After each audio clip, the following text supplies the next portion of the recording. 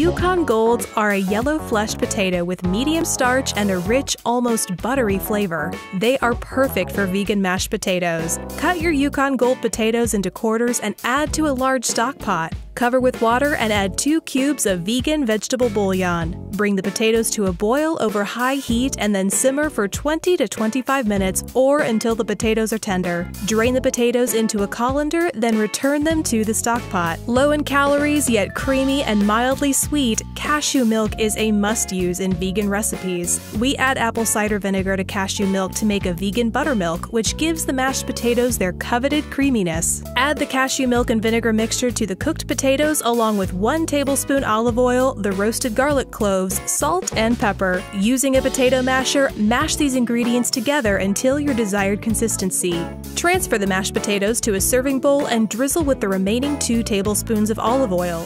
Garnish with fresh rosemary for color and flavor. Your roasted garlic mashed potatoes are now ready to be devoured.